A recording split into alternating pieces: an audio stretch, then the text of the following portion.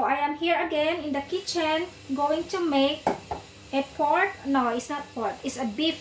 It's a beef steak. So I'm going to make a beef steak in Chinese style again. So you know the reason why, guys, is Chinese style, because you know the Chinese don't like. They are not fond of sour, something like that. But I don't know sa ibang Chinese, of course. Basta itong sa akin, ayaw nila ng sour. Sinabi talaga nila sa akin na hindi sila mahilig sa sour. Pero sinabi kasi niya, guys, is Chinese people don't like sour.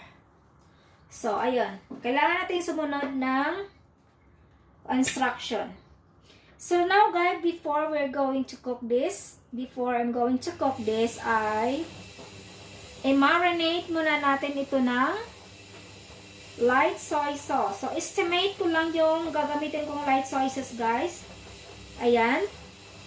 And then, black pepper, konti lang. Kasi, I don't know if it's true. Sabi nila, hindi daw maganda yung mag-marinate ka ng beef with black pepper. So, ayan guys, lagyan natin ng garlic. And I have some slices of red onions. And of course, I'm going to add also some brown sugar. I use brown sugar. I prefer to use brown sugar. Yan. So, and then, wait. So, i-mix lang natin ng ganyan.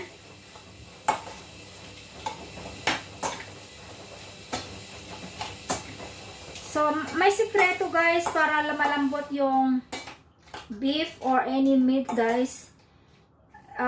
I-rub nyo lang ng konting baking soda for few minutes. Sa akin, mga 2 minutes lang.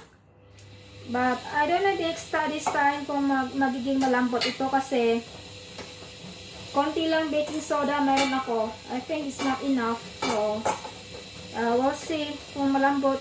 The first time I make with this pork beef steak is ang kumain, sabi niya, good daw, masarap daw, malambot. Maganda daw, masarap ng pagkaluto ko at malambot siya. So, we'll say this time. This is my second time. Add a little bit more ng light soy sauce. And yeah, gusto ko itong lagyan ng sour thing, pero ayaw kasi nila.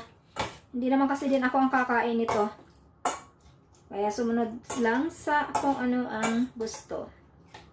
Pero masarap sana to kung may ano, guys, di ba? Kung lagyan ng konting lemon, pero ayaw nilang lemon.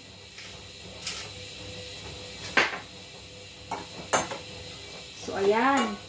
So actually, guys, i-marinate nyo to ng mga 30 minutes. Pero sa akin matagal to kasi anong oras pa naman ngayon?